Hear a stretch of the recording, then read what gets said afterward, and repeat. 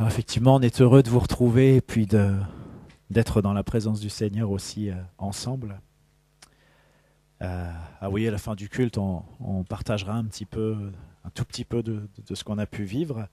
Mais déjà, je voulais vous remercier, on voulait vous remercier voilà, d'avoir prié pour nous, nous avoir portés dans la prière et on a bien senti qu'il y avait des personnes qui priaient pour nous. Voilà.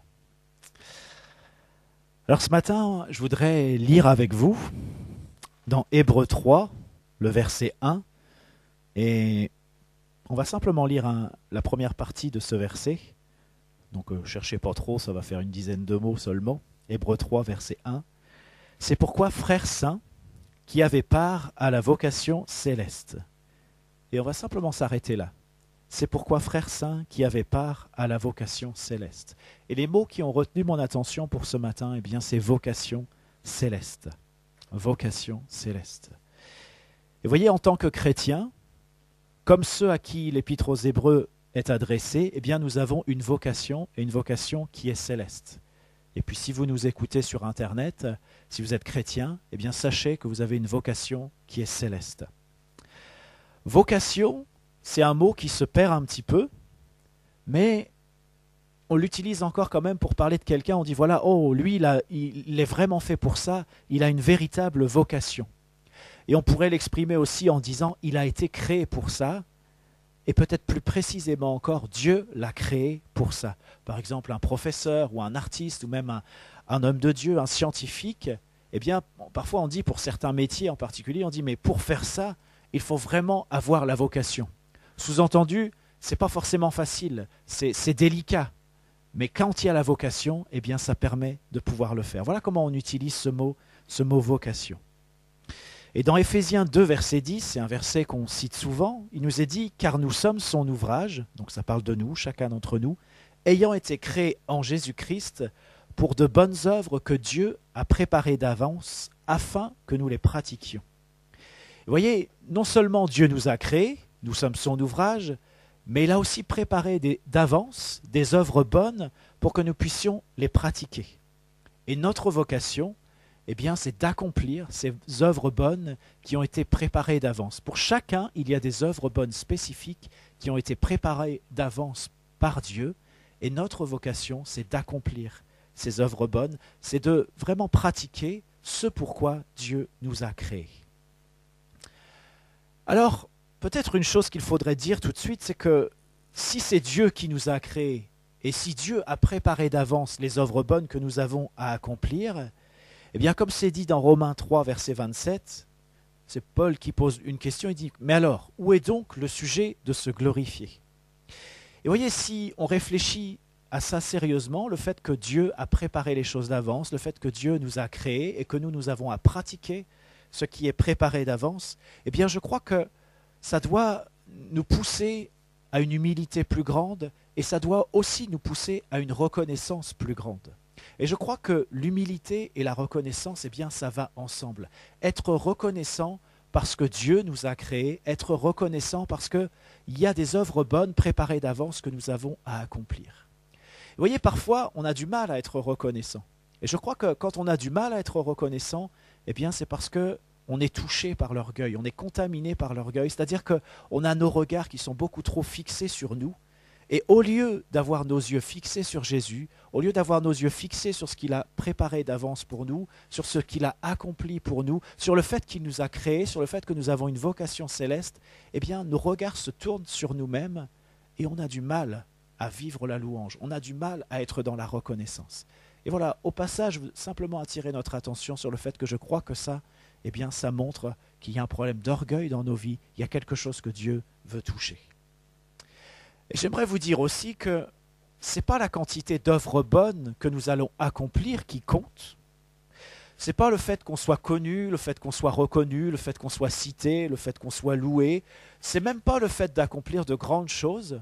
Ce qui compte, c'est qu'il y ait une correspondance entre les œuvres bonnes que Dieu a préparées d'avance pour que nous les pratiquions et les œuvres bonnes que nous allons pratiquer. Ce que je veux dire, c'est que peut-être que Dieu a prévu des choses extraordinaires pour toi. Il a préparé d'avance des œuvres bonnes qui qui vont être vus par tout le monde. Et tout le monde va dire « Oh, mais quel ministère extraordinaire, c'est vraiment prodigieux ce que Dieu fait au travers de cette personne. » Peut-être que tu es quelqu'un comme ça. Et peut-être que tu es quelqu'un, eh bien personne ne dira jamais rien sur toi, mais par contre, dans l'ombre, eh bien il y a des moments particuliers, spécifiques dans ta vie où tu accompliras quelque chose de particulier que Dieu a préparé d'avance. Peut-être que personne ne le saura, peut-être que peu de personnes le verront, mais ce qui compte, c'est qu'il y ait cette correspondance entre ce que Dieu a préparé d'avance et ce que nous accomplissons, nous faisons. Et vous voyez, c'est important parce que parfois, on a cette tendance à croire que c'est ceux qu'on cite le plus, que c'est ceux qu'on voit le plus, qui sont le plus dans la volonté de Dieu. Mais c'est faux, c'est faux. La manière dont on est dans la volonté de Dieu, eh bien, c'est quand on accomplit ce que Dieu a préparé d'avance. Et je suis persuadé qu'il y a des personnes qui sont très en vue et qui accomplissent effectivement les œuvres bonnes que Dieu a préparées d'avance pour elles. Mais je suis persuadé aussi qu'il y a des personnes qui sont très en vue et qui n'accomplissent pas les œuvres bonnes que Dieu a préparées d'avance pour elles. Et je suis persuadé aussi qu'il y a des personnes qui ne sont pas vues parce qu'elles ne sont pas en train d'accomplir les œuvres bonnes que Dieu a préparées pour elles d'avance. Et je suis aussi persuadé qu'il y a des personnes qui sont vues justement parce qu'elles sont en train, qui ne sont pas vues, parce que justement elles sont en train d'accomplir les œuvres bonnes que Dieu a préparées d'avance. Et vous voyez, je crois qu'il faut qu'on soit un peu confortable avec tout ça. Ce qui compte, c'est pas qu'on soit vu, c'est pas qu'on soit cité, c'est pas qu'on fasse des choses que tout le monde va voir. Ce qui compte, c'est que nous puissions accomplir les œuvres bonnes que Dieu a préparées d'avance. Et ce qu'il faut savoir, c'est que pour chacun, il y en a qui sont préparés. Mais chacun a une vocation différente. Mais ce qui compte, je veux le redire encore une fois, c'est pas que tu sois vu, c'est pas que tu sois reconnu. Si ça correspond à ce que Dieu a préparé pour toi, c'est bien. Mais si ça ne correspond pas, c'est pas grave. Ce qui compte, c'est vraiment d'accomplir ce que Dieu a préparé d'avance. Ce qui compte, c'est la correspondance entre ce que tu fais et ce que Dieu a préparé.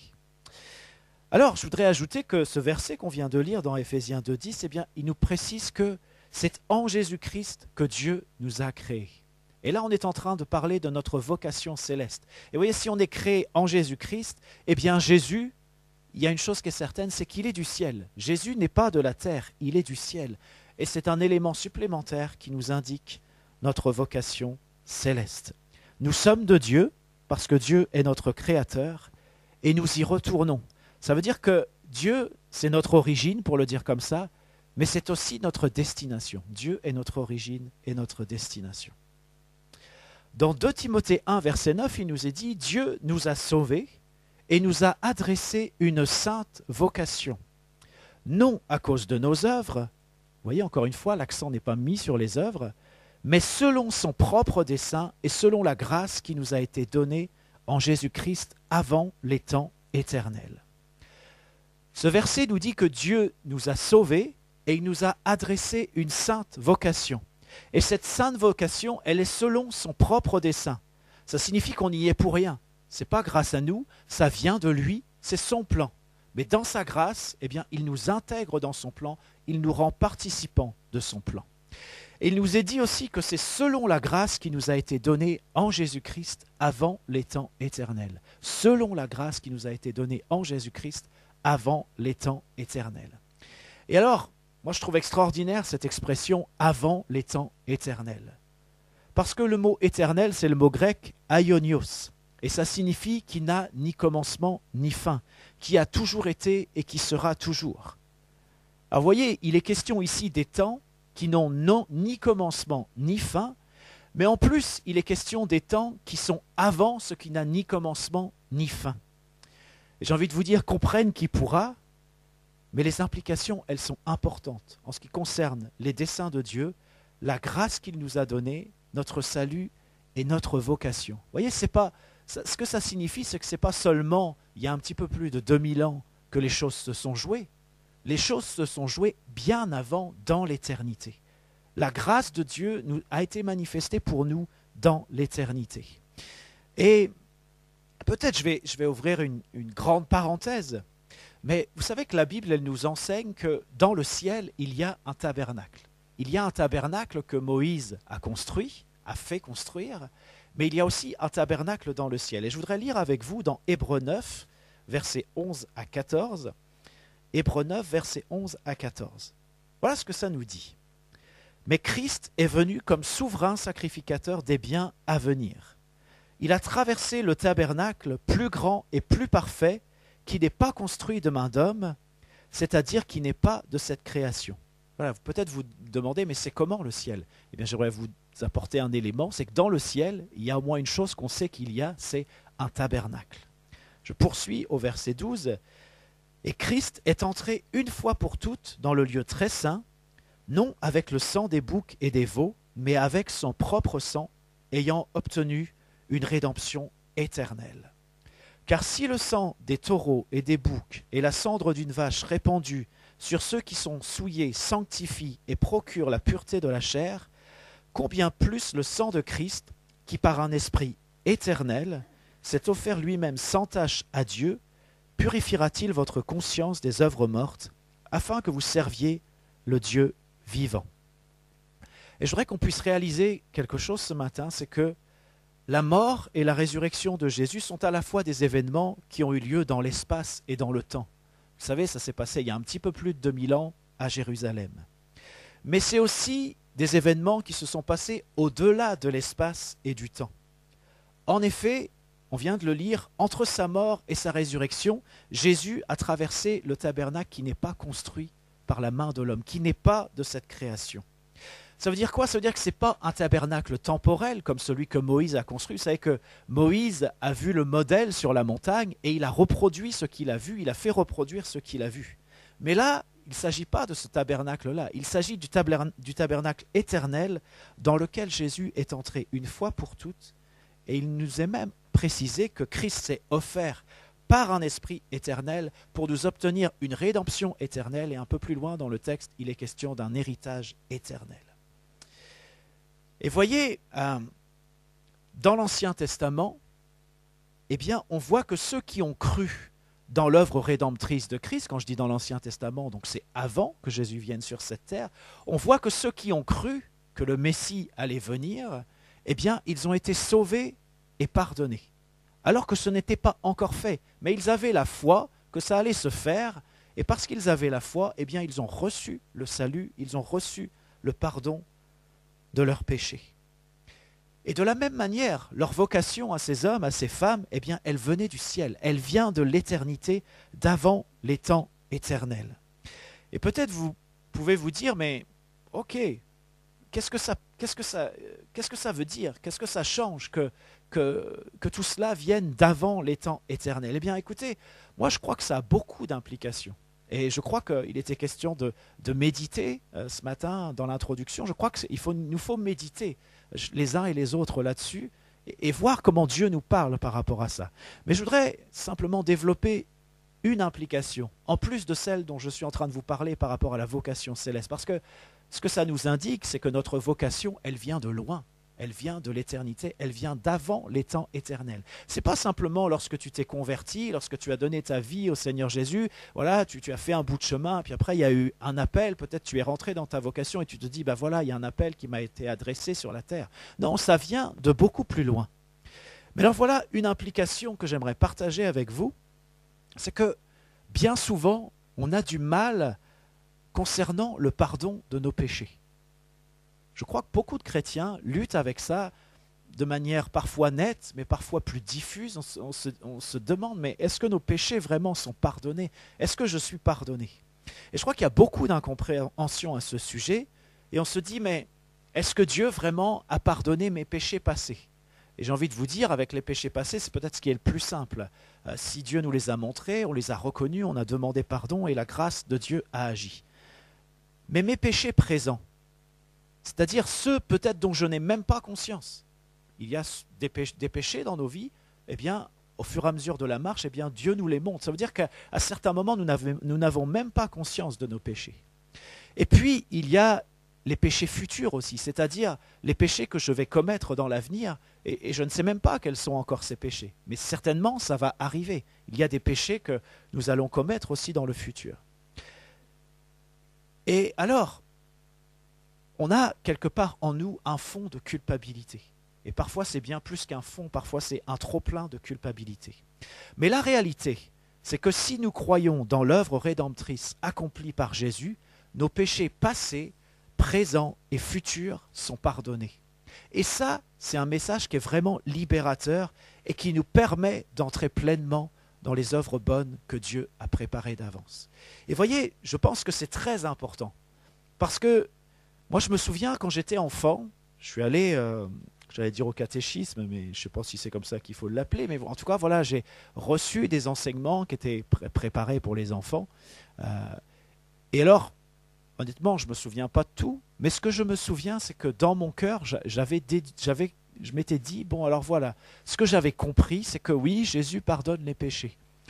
Mais je n'étais pas très tranquille avec ça, parce que ce que j'avais compris, c'est que pour être pardonné, eh bien, il faut confesser ses péchés et recevoir le pardon. Et ça, c'est biblique. Mais bien sûr, on ne peut pas confesser des péchés qu'on va commettre dans le futur. Et je me disais, eh bien, si jamais aujourd'hui, par exemple, je mens, et que avant que j'ai eu le temps de demander pardon à Dieu pour mon mensonge, eh bien Jésus revient, je ne vais pas pouvoir être sauvé. Je vais être condamné. Vous voyez ? Je me disais, il faut pouvoir demander pardon à Dieu pour ses péchés. Et je crois que bien souvent, c'est diffus dans nos têtes, mais on comprend les choses comme ça. Et alors, je voudrais préciser tout de suite pour qu'on soit clair quand même par rapport à ce que je vous dis. Oui, Dieu pardonne nos péchés passés, présents et futurs, parce que c'est l'œuvre rédemptrice de la croix qui s'est même faite avant les temps éternels. La grâce de Dieu, elle a été manifestée avant les temps éternels. Pourquoi c'est important ? Parce que cette grâce qui a été manifestée avant les temps éternels, elle ne va pas s'arrêter à ton présent, elle ne va pas s'arrêter à ton futur. Elle couvre tout ça déjà. Mais pour être précis et pour être clair, parce que face à ce message, eh bien, certains pourraient se dire, mais alors, je peux pécher comme je veux, autant que je veux, je suis pardonné. Mais j'aimerais vous dire que c'est par la foi qu'on reçoit le pardon. C'est par la foi, et ce matin je vous invite à la foi pour recevoir le pardon pour vos péchés passés, présents et futurs, mais c'est par la foi qu'on reçoit cela. Ça n'est pas un calcul. Quelqu'un qui se dirait, face à cet enseignement, qui se dirait, mais voilà, je peux pécher autant que je veux, et puis je vais simplement demander pardon. Eh bien là, c'est un calcul. Ce n'est pas de la foi. Et comme ça, on ne reçoit pas le pardon de Dieu. Je voudrais lire avec vous Romains 10, versets 9 à 11. Romains 10, versets 9 à 11, il nous est dit, « Si tu confesses de ta bouche le Seigneur Jésus, et si tu crois dans ton cœur que Dieu l'a ressuscité des morts, tu seras sauvé. Car c'est en croyant du cœur qu'on parvient à la justice, et c'est en confessant de la bouche qu'on parvient au salut. Selon ce que dit l'Écriture, quiconque croit en lui ne sera point confus. » Et voyez, il ne s'agit pas simplement de confesser de la bouche. Un calcul peut nous permettre de confesser une formule. Mais ce n'est pas comme ça, ce n'est pas la foi. Non seulement il faut confesser de la bouche, mais il faut croire du cœur. Et croire du cœur, ça ne peut pas être un calcul. C'est plus que cela. C'est vrai, c'est important qu'il y ait une compréhension, même intellectuelle, de ce que Jésus a fait, mais ça ne saurait être suffisant. Parce que si tu es dans le calcul, eh bien tu n'es pas dans la foi, et tu n'es pas au bénéfice de la rédemption éternelle que Jésus t'a acquise à la croix. Et voyez, parfois, je crois même souvent, notre culpabilité et notre mauvaise compréhension de la parole de Dieu nous fait entrer dans des sortes de calculs. Nous quittons le terrain de la foi pour entrer dans un espèce de calcul. Et voyez, parfois, quand on... dans la vie chrétienne, il y a pas mal de pièges avec ces histoires de calcul. Par exemple, quand on essaie de faire le bien, de bien faire, mais sans tenir compte des œuvres bonnes que Dieu a préparées d'avance. Les œuvres bonnes, ça c'est bien, ça correspond à la volonté de Dieu et c'est bon. Mais si tu essaies de faire le bien, même si les autres autour de toi te louent, te disent ce que tu fais, c'est formidable, mais si ça ne correspond pas aux œuvres bonnes que Dieu a préparées d'avance, eh bien tu es dans une sorte de calcul. Et tu es dans une sorte de culpabilité. Tu n'es pas dans cette réception de la grâce éternelle qui t'a été acquise en Jésus-Christ. Et quand on est dans cette... une autre manière, c'est que parfois on fait le bien pour essayer de gagner quelque chose, de racheter quelque chose dans nos vies. Mais là, on n'est pas dans la foi. On est dans un calcul, dans un espèce de marchandage avec Dieu. Il faut arrêter tout ça. Il faut arrêter tous ces calculs et recevoir par la foi le pardon de Dieu qui nous est acquis une fois pour toutes. Jésus a traversé le tabernacle qui n'est pas fait de main d'homme, qui n'est pas de cette création. Il l'a fait une fois pour toutes. Une fois pour toutes. Ça s'est passé dans l'éternité. Ça s'est passé dans le temps, et c'est important parce que ça nous permet de le situer. Il y a une date dans le calendrier, il y a un lieu, il y a un endroit. Mais ça s'est passé aussi dans l'éternité, dans ce tabernacle qui n'a pas été construit par la main de l'homme. Et ce matin, eh bien, je voudrais vous inviter à recevoir le pardon de vos péchés, passés, présents et futurs, par la foi, parce que cette grâce nous a été donnée avant les temps éternels. Et je voudrais inviter chacun d'entre nous à sortir de tout calcul, quel qu'il soit, parce que ces calculs, eh bien, font obstacle à la réception du pardon de Dieu pour notre vie. Et il y a tellement de manières dont on peut être dans le calcul. Et je vous invite vraiment à demander à Dieu qu'il puisse nous éclairer chacun. Chacun peut le faire pour lui-même. Seigneur, montre-moi dans ma vie là où je suis dans le calcul, où je ne suis pas dans la foi, et mon attitude fait obstacle à ce que je reçoive vraiment ta grâce.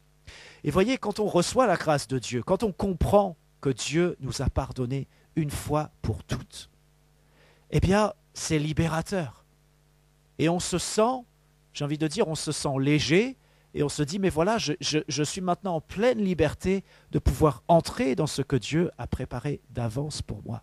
Mais si j'ai toujours ce poids, si j'ai toujours cette crainte de me dire, mais est-ce que je suis pardonné? Et si se passe ça, et si ceci, et si cela? Et je ne suis pas en train de dire que nous n'allons pas dans le futur, eh bien, certains d'entre nous, et moi y compris, je dis certains d'entre nous, je vais dire tous, eh bien, nous n'allons pas besoin encore de confesser nos péchés parce que nous allons encore pécher. Mais j'aimerais que nous soyons assurés que la grâce de Dieu, elle est agissante dans notre vie. Jésus a fait tout ce qu'il fallait, il a accompli tout ce qu'il fallait pour que nous soyons pardonnés. Et ça, c'est vraiment important. Et encore une fois, je le redis, puisque ça s'est accompli avant les temps éternels, pour utiliser cette expression de la Bible, eh bien, il n'y a aucune raison que ça s'arrête à ton présent. Il n'y a aucune raison que ça ne couvre pas ton futur. La grâce de Dieu, elle est agissante dans ta vie. Alors, je vous invite vraiment à quitter le terrain de la culpabilité, à quitter le terrain des calculs pour entrer dans la foi. Et voyez, je réfléchissais, je me disais, mais vous savez, dans l'Ancien Testament, eh bien, il y avait des sacrifices d'animaux. Et c'est comme ça que le peuple d'Israël pouvait être pardonné, c'est au travers des sacrifices d'animaux. Et je me disais, mais comment est-ce que c'est possible ça que des sacrifices d'animaux puissent procurer le pardon? Vous n'êtes jamais posé cette question-là? Comment est-ce que c'est possible que des sacrifices d'animaux puissent procurer le pardon? Mais voyez, je crois que dans ces sacrifices, eh bien, le principe de la foi était déjà à l'œuvre. Le principe de la foi était déjà à l'œuvre. Qu'est-ce que je veux dire? C'est Dieu a donné des directives, il a donné des ordres pour que les choses se passent d'une certaine manière. Ça s'est fait au travers des sacrifices d'animaux.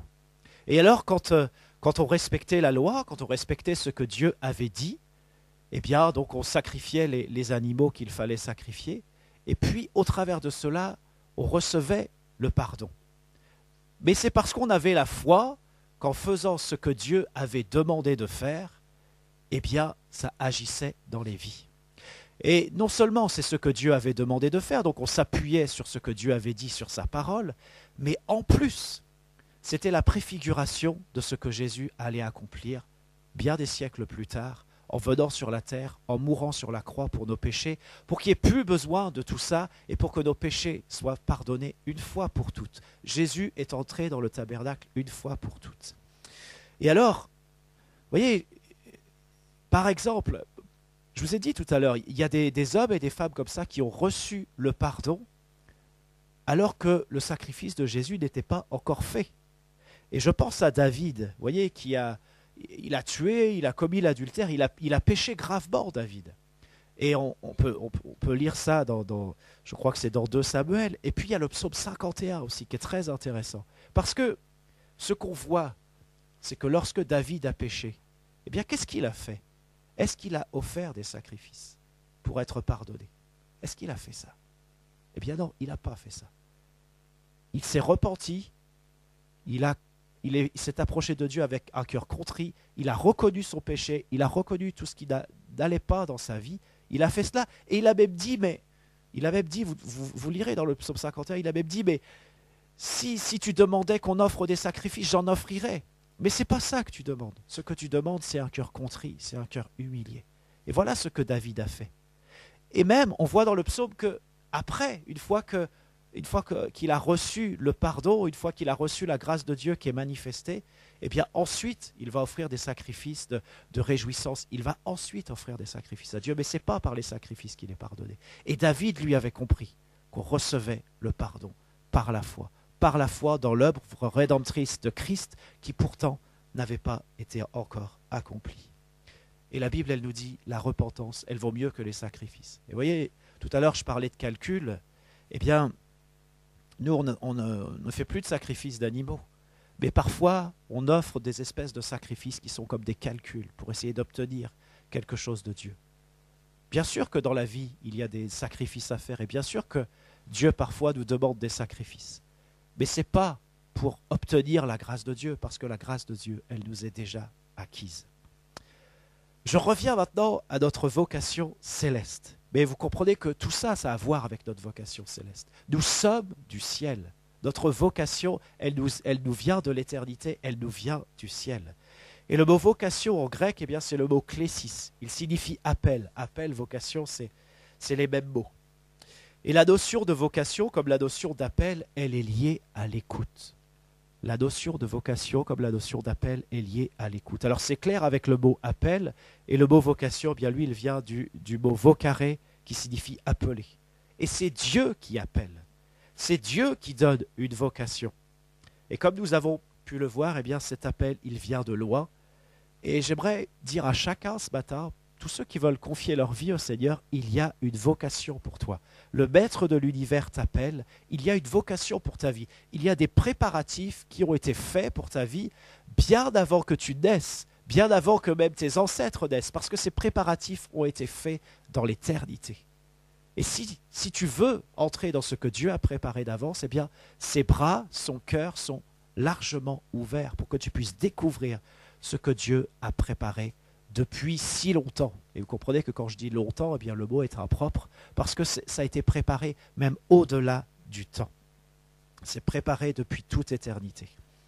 Et alors, il y a une deuxième signification au mot klésis, au mot vocation, appel, c'est que c'est aussi une invitation à une fête. Le mot klésis, c'est une invitation à une fête. C'est une invitation divine à recevoir le salut. Et alors, en lisant cela, je me suis dit, mais est-ce que notre appel, notre vocation, est-ce que c'est une fête pour chacun d'entre nous? Est-ce que c'est une fête vraiment? Ou alors peut-être on vit notre appel ou notre vocation comme un fardeau. Vous voyez, parfois, on sait bien qu'on est appelé, on sait bien qu'il y a des choses à accomplir, on connaît la volonté de Dieu, mais on subit cela, on le porte comme un fardeau. Alors qu'en réalité, c'est une fête. C'est une fête. Dieu nous invite à entrer dans notre vocation, à célébrer cette vocation, à célébrer ce qu'il a préparé d'avance pour nous. Et encore une fois, je reviens à ce que je disais au début, le sujet de se glorifier est exclu. Parce que c'est Dieu qui nous a créés, parce que c'est Dieu qui a préparé d'avance les choses, mais il nous invite à entrer avec joie dans tout ce qu'il a préparé d'avance. Il nous invite à célébrer tout ce qu'il a préparé d'avance. Il nous invite à le vivre pleinement, à nous en réjouir, parce que c'est une fête. Et si ce matin, eh bien, tu te rends compte que tu as plutôt tendance à vivre ta vocation comme un poids, et ça arrive, il y a des moments dans la vie chrétienne, il y a des périodes comme ça où les choses sont pesantes sur nous, mais ça ne correspond pas à ce que Dieu veut faire dans nos vies, ça ne correspond pas à la signification de ce qu'est la vocation. La vocation, c'est une fête. Romains 8, versets 28 à 30 nous dit « Nous savons du reste que toute chose concourt au bien de ceux qui aiment Dieu, de ceux qui sont appelés selon son dessein. Car ceux qu'il a connus d'avance, il les a aussi prédestinés à être semblables à l'image de son Fils, afin que son Fils fût le premier-né entre plusieurs frères. Et ceux qu'il a prédestinés, il les a aussi appelés, et ceux qu'il a appelés, il les a aussi justifiés, et ceux qu'il a justifiés, il les a aussi glorifiés. » Ça veut dire quoi? Ça veut dire que si tu es appelé, eh bien non seulement tu es appelé, mais tu es appelé parce que tu es prédestiné. Et non seulement tu es prédestiné, mais aussi tu es justifié. Tu es justifié, c'est quelque chose qui est fait, c'est quelque chose qui est accompli. Et tu es glorifié. C'est pas dit tu vas être justifié, tu vas être glorifié, tu vas être ceci. Non, c'est fait, c'est comme ça. ce que Dieu a choisi, qu'il a appelé d'avance, eh bien ils sont aussi justifiés et ils sont glorifiés. Et encore une fois, c'est quelque chose qui se reçoit par la foi. C'est quelque chose qui se vit par la foi. Si tu essaies de le recevoir autrement que par la foi, eh bien tu quittes ce terrain de la justification qui est en Christ. Et alors, on vient de lire Romains 8, versets 28 à 30. Il y aurait tellement de choses à dire sur ces versets, mais écoutez la suite, à partir du verset 31. Que dirons-nous donc à l'égard de ces choses? Si Dieu est pour nous, qui sera contre nous? Lui qui n'a point épargné son propre Fils, mais qui l'a livré pour nous tous. Dieu n'a pas épargné son propre Fils, il l'a livré pour nous tous, il l'a livré pour toi, il l'a livré pour moi. Alors si Dieu a fait ça, comment ne nous donnera-t-il pas aussi toutes choses avec lui? Comment est-ce que Dieu pourrait, alors qu'il a fait ce sacrifice si grand, si je puis dire, alors que voilà, il y a eu tout ce temps où Jésus a dû parcourir la terre, et puis il y a ce temps de souffrance, ce temps où il a été torturé, ce temps où il a été mis à mort. Eh bien Dieu a fait ça parce qu'il voulait nous donner toutes choses avec Christ. Et Dieu ne va pas se retenir de nous donner les choses. Jésus a accompli. Il a ouvert la voie pour qu'on soit réconcilié avec Dieu et pour qu'on soit au bénéfice de cet héritage éternel que j'ai mentionné tout à l'heure. Qui accusera les élus de Dieu? C'est Dieu qui justifie. Qui les condamnera? Christ est mort, bien plus il est ressuscité, il est à la droite de Dieu et il intercède pour nous. Qui nous séparera de l'amour de Christ? Et voyez, qui pourrait nous séparer de l'amour de Christ? Et parfois, eh bien, il y a quand même quelqu'un qui réussit à nous séparer de l'amour de Christ. Et vous savez qui c'est? C'est juste nous-mêmes. C'est juste nous-mêmes. Parce que on quitte le terrain de la foi, peut-être on entre sur un terrain de calcul, où on se fixe tellement sur nous-mêmes. Au départ, je vous parlais d'orgueil. On quitte le terrain de la reconnaissance, et puis finalement, eh bien, on se prive de l'amour de Christ.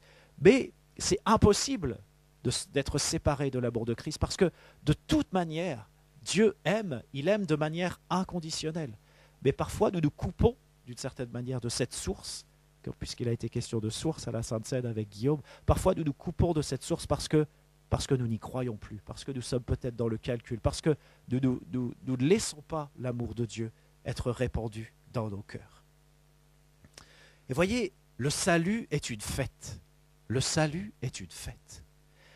Rendons-nous compte. Et c'est vrai, des fois, on ne mesure pas ce que la parole nous dit, tout simplement, mais on est passé d'un statut terrestre à une vocation céleste. Ça devrait nous remplir de joie. On est passé, je le redis, d'un statut terrestre à une vocation céleste. Écoutez, Colossiens 1, versets 21 et 22, voilà ce qui est dit. « Et vous qui étiez autrefois étrangers et ennemis par vos pensées et par vos mauvaises œuvres, il vous a maintenant réconciliés par sa mort, donc par la mort de Christ, dans le corps de sa chair, pour vous faire paraître devant lui saint, irrépréhensible et sans reproche. » Et encore une fois, ce qui est dit dans ce passage, c'est aussi très clair. Éphésiens 5, verset 8 nous dit « Autrefois, vous étiez ténèbres, et maintenant vous êtes lumière dans le Seigneur, marchez comme des enfants de lumière. » Voyez, puisque la grâce de Dieu nous a été donnée, qu'elle nous a été manifestée, eh bien nous sommes appelés à marcher comme des enfants de lumière. Nous sommes appelés à ressembler toujours plus à Christ, à toujours plus penser comme lui, à toujours plus voir comme lui, à toujours plus avoir ses sentiments, à toujours plus lui ressembler. Mais comment est-ce qu'on pourrait lui ressembler s'il y a un poids de culpabilité qui reste comme ça pesant dans notre vie? C'est pas possible. Et voyez, Dieu nous a fait passer de la mort à la vie. Et la dernière référence que je vous ai lue, c'est dans Éphésiens 5, verset 8. Et moi, j'aime beaucoup le livre des Éphésiens parce que déjà, le livre des Éphésiens nous parle de notre vocation. Et puis, c'est vraiment un livre qui est écrit avec la perspective du ciel, avec une perspective céleste. Je vous lis Éphésiens 1, versets 16 à 18. C'est Paul qui écrit, et donc qui s'adresse aux Éphésiens. Il leur dit « Je ne cesse de rendre grâce pour vous, faisant mention de vous dans mes prières, afin que le Dieu de notre Seigneur Jésus-Christ, le Père de gloire, vous donne un esprit de sagesse et de révélation dans sa connaissance, et qu'il illumine les yeux de votre cœur pour que vous sachiez quelle est l'espérance qui s'attache à son appel ou à sa vocation. Quelle est la richesse de la gloire de son héritage qu'il réserve aux saints. » Et voyez, ce que Paul faisait, c'est qu'il priait pour que les Éphésiens puissent réaliser, puissent comprendre, que le cœur des Éphésiens puisse s'ouvrir pour qu'ils réalisent la grandeur de la vocation qui leur est adressée et tout ce qui va avec cette vocation. Si vous relisez à la maison Éphésiens 1, versets 16 à 18, vous verrez, les mots qui sont utilisés sont tellement forts. Et Paul priait pour que les yeux des Éphésiens s'ouvrent. Et ce matin, je prie aussi pour que nos yeux s'ouvrent, pour que nous réalisions que nous avons une vocation céleste, que ça impacte nos vies, que ça transforme nos vies et que nous vivions maintenant d'une manière tout à fait différente parce que nous allons vivre avec les réalités du ciel et pas avec les réalités de la terre. Quand je préparais ce message, je me disais, mais j'ai vraiment trop vécu avec les réalités de la terre. Il faut maintenant que je vive tellement davantage avec les réalités du ciel. Certes, nous sommes sur la terre et nous allons en parler après. Et il y a des réalités terrestres qui nous collent à la peau, qu'il faut bien prendre en compte. Mais nous sommes avant tout du ciel. Nous devons vivre d'abord avec les réalités du ciel. Et Paul priait pour ça. Et moi, je prie aussi pour chacun d'entre nous, même pour moi-même, que mes yeux s'ouvrent, que je sois illuminé, pas illuminé pour devenir, je ne sais pas comment dire, un fanatique, mais illuminé pour que véritablement la parole de Dieu pénètre en moi, qu'elle pénètre en chacun d'entre nous, et que nous soyons pétris de cette vocation céleste qui nous a été adressée dans l'éternité et que nous avons à manifester aujourd'hui, pour que nous arrêtions de vivre comme ça tellement trop, je ne sais pas quelle expression utiliser, tellement trop dans les réalités de la terre. Éphésiens 4, versets 1 à 4 nous dit, et encore une fois, c'est Paul qui s'adresse aux Éphésiens, mais qui s'adresse à nous aussi. « Je vous exhorte donc, moi le prisonnier dans le Seigneur, à marcher d'une manière digne de la vocation qui vous a été adressée. » À marcher d'une manière digne de la vocation qui vous a été adressée. Et si nous sommes empêtrés dans les réalités de la terre, comment est-ce que nous allons pouvoir marcher d'une manière digne de la vocation céleste qui nous a été adressée? Et ensuite, il est dit, en toute humilité et douceur, avec patience, vous supportant les uns les autres avec charité, vous efforçant de conserver l'unité de l'esprit par le lien de la paix. Il y a un seul corps et un seul esprit, comme aussi vous avez été appelés à une seule espérance par votre vocation. Et voyez, dans ces deux passages qui évoquent notre vocation, eh bien, il est aussi question d'espérance. Il est aussi question d'espérance. L'espérance, c'est notre perspective, une perspective qui doit transcender, qui doit transformer tout ce qui concerne notre passage sur la terre. Et je vous disais, oui, le livre des Éphésiens, il est vraiment écrit avec la perspective du ciel. Je vais vous citer quelques versets. Et j'aimerais que vous réalisiez que chaque fois qu'il y a le mot céleste, eh bien c'est le mot epouranios, et ça signifie existant dans les cieux. Ça veut dire choses qui ont place aux cieux. Ça veut dire soit qu'il y a une origine dans les cieux ou une nature céleste. Voilà. Je le précise pour que ça soit clair pour nous, que ça dit, quand le mot céleste est employé, eh bien pour faire simple, ça veut dire qu'il y a une nature céleste. Une nature céleste, ça vient du ciel, c'est du ciel. Alors je vous cite 4 versets. Éphésiens 1, verset 3 et puis 20. Ensuite, je vais vous citer Éphésiens 2, verset 6 et 3, verset 10. Non, ça va faire 5. Et 6, verset 12. Voilà, je vous ai donné toutes les références. 1, verset 3 et 20, 2, verset 6 et 3, verset 10 et 6, verset 12. Ou peut-être ça fait 4, je sais pas. Voilà. Je vous les lis. Il nous est dit... Béni soit Dieu, le Père de notre Seigneur Jésus-Christ, qui nous a bénis de toutes sortes de bénédictions spirituelles dans les lieux célestes. Autre verset, il l'a déployé en Christ, en le ressuscitant des morts et en le faisant asseoir à sa droite dans les lieux célestes. Autre verset, il nous a ressuscités ensemble et nous a fait asseoir ensemble dans les lieux célestes en Jésus-Christ. Autre verset, afin que les dominations et les autorités dans les lieux célestes connaissent aujourd'hui par l'Église la sagesse infiniment variée de Dieu. Et enfin, car nous n'avons pas à lutter contre la chair et le sang, mais contre les dominations, contre les autorités, contre les princes de ce monde de ténèbres, contre les esprits méchants dans les lieux célestes. Alors qu'est-ce que nous disent ces versets? Ils nous disent beaucoup de choses et je vous ai donné les références pour que vous repreniez tout ça à la maison, que vous méditiez toutes ces références et que la parole de Dieu puisse vraiment s'implanter en chacun d'entre nous, que ça devienne très concret pour nous, cette vocation céleste, de plus en plus concret. Et voilà ce que ces versets nous disent. Ils nous disent que notre lutte, elle se situe dans les lieux célestes. Il nous est dit aussi que l'Église, donc nous faisons partie de l'Église, nous sommes une partie de l'Église. L'Église fait connaître la sagesse infiniment variée de Dieu dans les lieux célestes. Il nous est dit aussi, Jésus est assis à la droite de Dieu dans les lieux célestes et nous sommes assis avec lui. Et nous sommes assis avec lui en lui. Alors, vous voyez, c'est important ce que je suis en train de vous dire. Là, je vous vois, vous avez tous des masques, ou presque. Vous êtes assis dans ce lieu-là. Vous allez me dire, bah oui, on est là, on s'est levé ce matin, on est venu à l'église, on s'est assis sur des chaises qui ont été désinfectées.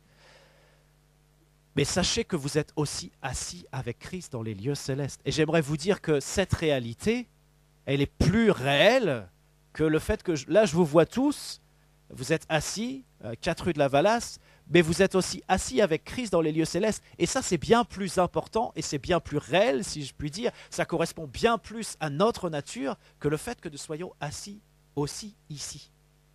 C'est tellement important qu'on réalise qu'on est assis avec Christ, en Christ, dans les lieux célestes. Et enfin, il nous est dit que nous sommes bénis de toutes sortes de bénédictions spirituelles dans les lieux célestes, par Dieu en Christ. Alors, moi, parfois, j'ai pensé comme ça, peut-être vous avez pensé comme moi aussi, mais quand on me lisait ce verset-là, « Béni soit Dieu le Père de notre Seigneur Jésus-Christ, qui nous a bénis de toutes sortes de bénédictions spirituelles dans les lieux célestes en Christ », je me disais, bon, c'est bien, mais ça me fait une belle jambe d'être béni dans les lieux célestes, parce que c'est ici sur la terre que j'aurais bien besoin de ces bénédictions. Je sais pas, est-ce que vous avez déjà pensé comme ça? Ouais, je suis pas tout seul à m'être fait ce genre de réflexion. Voilà, des fois, je me suis dit ça. Mais vous voyez, quand on pense comme ça, quand j'ai pensé comme ça, j'étais dans l'erreur, mais profondément dans l'erreur, parce que notre positionnement véritable, il n'est pas terrestre, il est céleste. Ça veut dire qu'une bénédiction terrestre, et Dieu nous accorde des bénédictions terrestres, mais c'est éphémère, c'est périssable, c'est pas très adapté, voilà, ça ne correspond pas à notre véritable nature. Par contre, une bénédiction céleste correspond à notre positionnement véritable en tant que concitoyens des cieux, et nous en bénéficions déjà sur la terre. Parce que, en étant sur la terre, eh bien, nous avons cette vocation céleste, et nous avons la grâce de Dieu qui se manifeste dans nos vies. Tout ça, ça vient de l'éternité. Nous avons été appelés dans l'éternité. Notre véritable nature, elle est céleste. Nous sommes du ciel. Nous ne sommes pas de la terre. Nous sommes du ciel. Nous sommes sur la terre, certes, mais nous sommes du ciel. Éphésiens 2, verset 19 nous dit « Ainsi donc, vous n'êtes plus des étrangers ni des gens du dehors, mais vous êtes concitoyens des saints, gens de la maison de Dieu. » Et Jésus, plusieurs fois, quand il parlera à des gens religieux, il leur dira « Mais vous êtes d'en bas, moi je suis d'en haut. » Vous voyez, il fait la différence entre ceux qui sont de la terre et ceux qui sont du ciel. Et il dit « Mais moi je suis du ciel, je ne suis pas de la terre. » Et lorsqu'il parlera aussi de ses disciples, eh bien, il dira « Ils ne sont pas de la terre, ils sont d'en haut, ils sont du ciel. » Ça veut dire quoi? Ça veut dire que nous sommes dans le monde, certes, mais nous ne sommes pas ou nous ne sommes plus du monde. Nous sommes dans le monde, pas du monde, mais pour le monde. Pas du monde, dans le monde. Et pourquoi est-ce qu'on est dans le monde? On pourrait se dire, ben voilà, si ma véritable nature, eh bien elle est céleste, pourquoi est-ce qu'on me laisse ici? Voilà, moi je veux retourner au ciel. Mais on va y aller, on va y aller. Mais si on est là, eh bien c'est justement pour manifester le ciel, pour que cette nature céleste soit manifestée sur la terre. C'est pour ça qu'on est là. Et en tant que citoyens des cieux, nous sommes des envoyés de Dieu dans le monde, des ambassadeurs du ciel sur la terre. Et Guillaume a cité ce verset, 2 Corinthiens 5, verset 20. Nous faisons donc les fonctions d'ambassadeurs pour Christ, comme si Dieu exhortait par nous. Nous vous en supplions, au nom de Christ, soyez réconciliés avec Dieu.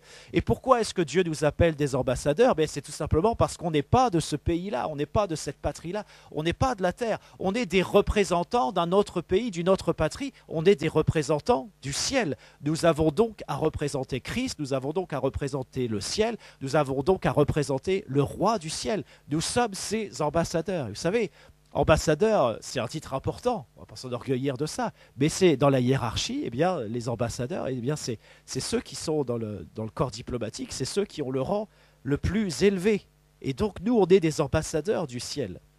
Et voyez, c'est important parce que ça veut dire qu'on n'est pas là pour prendre quelque chose du monde, on n'est pas là pour s'attacher à ce qui vient du monde, on n'est pas là pour, j'allais dire, pour en profiter, pourquoi pas? Si Dieu nous accorde la grâce d'en profiter et puis d'être bien dans le monde, ok. Mais ce qu'il ne faudrait pas, c'est qu'on s'attache à ces choses et que ça nous détourne de notre vocation céleste. Jésus, quand il était sur la terre, il a dit souvent que c'était compliqué pour les riches de pouvoir vivre le royaume de Dieu. Ça veut dire quoi? De vivre leur vocation céleste. Mais on sait aussi que dans la parole, eh bien, il y a beaucoup d'hommes et de femmes qui étaient très riches. Voilà, Dieu n'est pas contre les riches. Par contre, ce qui est tellement important, quelle que soit notre condition, qu'on soit pauvre ou qu'on soit riche, c'est que notre pauvreté ne nous détourne pas de notre vocation céleste. C'est que notre richesse ne nous détourne pas de notre vocation céleste. Quel que soit notre état sur cette terre, ce qui doit primer, c'est notre vocation céleste. C'est que Dieu a préparé d'avance, c'est ce qu'il a préparé d'avance pour qu'on puisse l'accomplir. Et alors, on est là, c'est ça, il faut qu'on réalise ça. On est là pour donner, pour apporter quelque chose qui vient du ciel.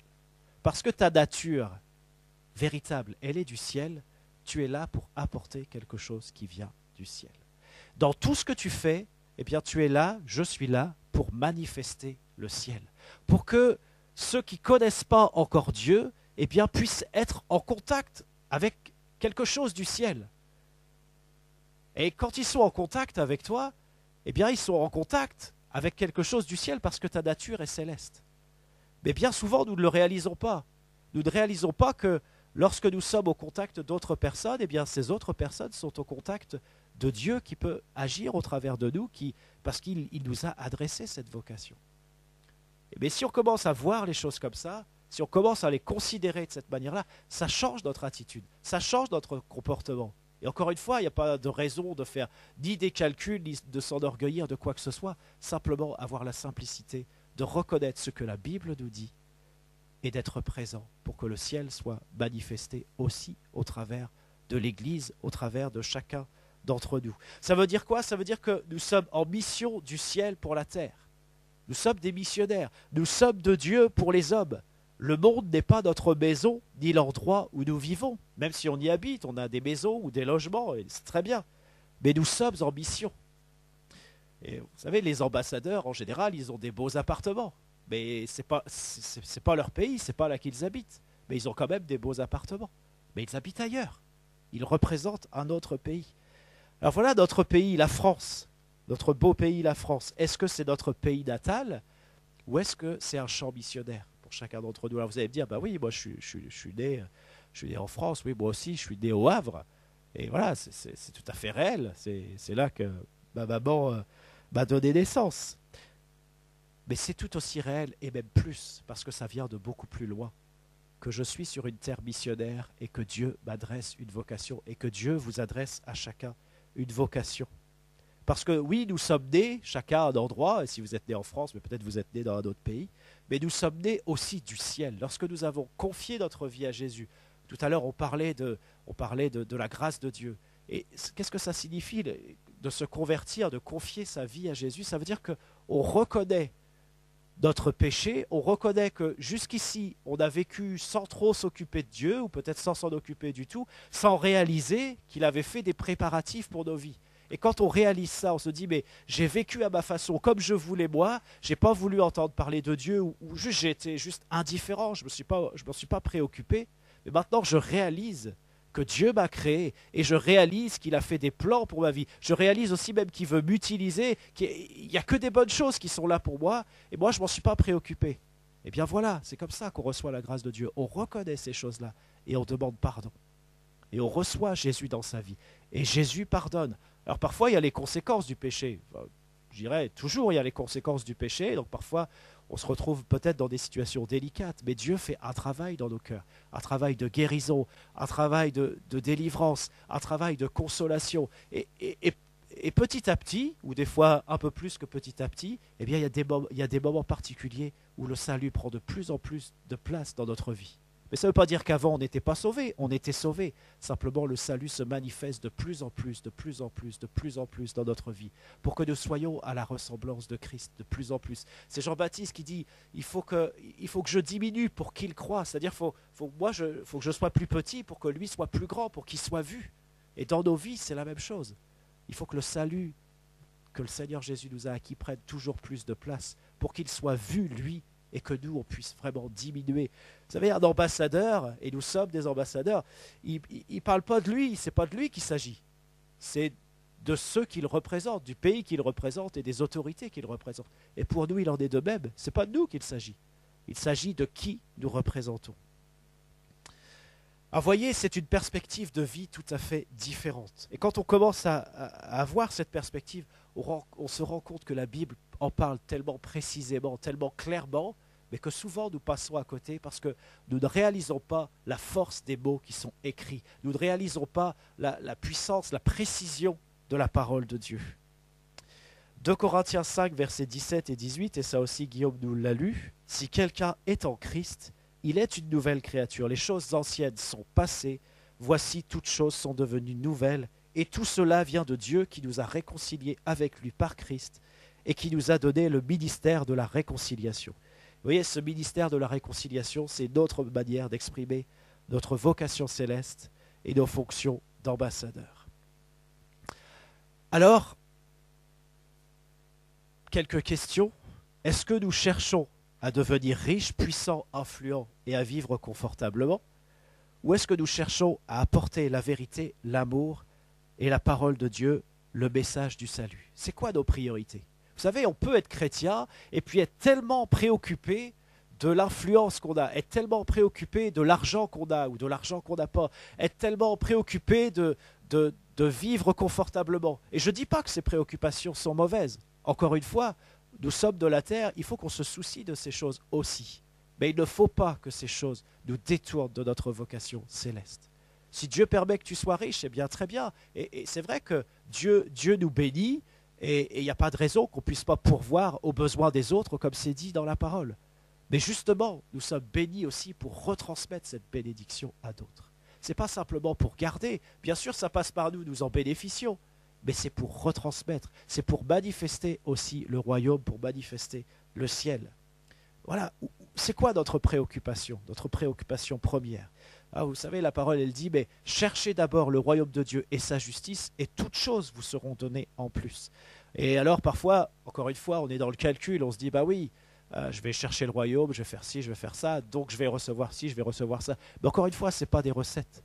Dieu sait ce qui est bon pour nous, ce dont nous avons véritablement besoin, et si on cherche d'abord son royaume, eh bien il va nous donner tout ce dont nous avons besoin, sous-entendu tout ce dont nous avons véritablement besoin, et peut-être que nous, et sûrement que nous ne connaissons pas, souvent nous ne connaissons pas nos véritables besoins. Vivons-nous en fonction des circonstances, des problèmes, des difficultés qui nous entourent? Vous savez, on a tous des problèmes, on vit tous parfois des circonstances difficiles, et parfois, eh bien, on est tellement accaparé par ça que c'est ça qui domine sur nous et qu'on en oublie la perspective du ciel. Et vous savez, j'imagine bien que le métier d'ambassadeur, c'est pas un métier facile. Voilà, quand il faut affirmer, tenir une position parce qu'on représente tel pays et que les gouvernants, les autorités ont dit voilà, c'est comme ci, c'est comme ça. En face, forcément, la plupart du temps, ils ne sont pas d'accord et on essaie de négocier. C'est une position difficile, inconfortable à tenir, parfois. Pas toujours, mais je pense assez souvent quand même. Eh bien, pour nous aussi, c'est la même chose. Il arrive que la position que nous avons à tenir, eh bien, elle ne soit pas confortable. Elle nous oblige à faire face à des défis. Et parfois, on se fixe tellement sur les défis et sur l'inconfort qu'on perd la perspective du ciel. C'est-à-dire, on perd qui on est. On oublie qui on est, qu'on est des ambassadeurs, et on oublie qui on représente. Alors, écoutez, j'ai déjà dit beaucoup de choses. Je ne sais pas si je vais vous dire tout. Non, je crois que je vais passer une partie. Et je voudrais vous lire aussi Philippiens 3, verset 14. C'est Paul qui parle. Et écoutez ce qu'il dit. « Je cours vers le but pour remporter le prix de la vocation céleste de Dieu en Jésus-Christ. Je cours vers le but pour remporter le prix de la vocation céleste de Dieu en Jésus-Christ. » Ce que ça signifie, c'est qu'il y a un prix à notre vocation céleste. Il y a un prix à notre vocation céleste. Un prix qui correspond donc à cette vocation. Et encore une fois, je reviens à ce que je disais au départ. Ce qui compte, ce n'est pas les grandes choses que tu auras accomplies. C'est la correspondance entre ce que Dieu a préparé d'avance pour toi et ce que toi, tu vas accomplir. Et dans 2 Pierre 1, versets 10 et 11, il est dit « C'est pourquoi, frères, appliquez-vous d'autant plus à affermir votre vocation et votre élection, car en faisant cela, vous ne broncherez jamais. C'est ainsi en effet que l'entrée dans le royaume éternel de notre Seigneur et Sauveur Jésus-Christ vous sera pleinement accordée. » Et voyez, un des mots qui retient mon attention ici, c'est pleinement. C'est ainsi que l'entrée dans le royaume de notre Seigneur et Sauveur Jésus-Christ vous sera pleinement accordée. Et voyez, il ne s'agit pas simplement d'entrer dans le royaume, mais il s'agit d'y entrer pleinement. Il s'agit d'y entrer pleinement. Et vous voyez, je crois qu'il y aura de grandes différences en ce qui concerne les récompenses et les places dans le royaume en fonction de notre considération pour la vocation qui nous est adressée. Et vous voyez, je suis sûr qu'il y a des personnes qui sont des hommes de Dieu, des femmes de Dieu qui sont très cités, qui sont très en vue, et puis on aura la surprise de réaliser quand on ira au ciel qu'ils auront entre guillemets une petite place. Parce qu'en réalité, ils n'auront pas été tout à fait dans les clous dans ce que Dieu avait préparé pour eux d'avance. Et puis il y aura des personnes dont on n'a jamais entendu parler, qui auront juste des places incroyables. Et j'aimerais qu'on ne s'attache pas à savoir est-ce qu'on est en train d'accomplir des grandes choses ou pas. Et comprenez bien que les grandes choses, c'est aux yeux des hommes, parce que tout ce que Dieu a préparé d'avance, les œuvres bonnes, bien tout ça forcément, c'est grandiose. Mais je voudrais qu'on ne s'attache pas à ça, que notre souci, ça soit de se dire, voilà, moi j'ai une vocation céleste. Dieu a préparé d'avance des œuvres bonnes pour que je les accomplisse. C'est ça que je veux faire. Peu importe que je sois vu, peu importe que je ne sois pas vu, peu importe que je sois reconnu, peu importe que, peut-être même que ce soit gratifiant. Non, ce qui compte, eh bien, c'est ces œuvres bonnes préparées d'avance. Et vous savez, il faut quand même bien comprendre que Dieu a préparé d'avance des œuvres bonnes, mais il nous a aussi créés, adressé une vocation, et que tout ça, c'est lié. Ça veut dire que si vraiment tu es dans les œuvres bonnes que Dieu a préparées d'avance pour toi, excusez-moi de le dire comme ça, tu vas t'éclater.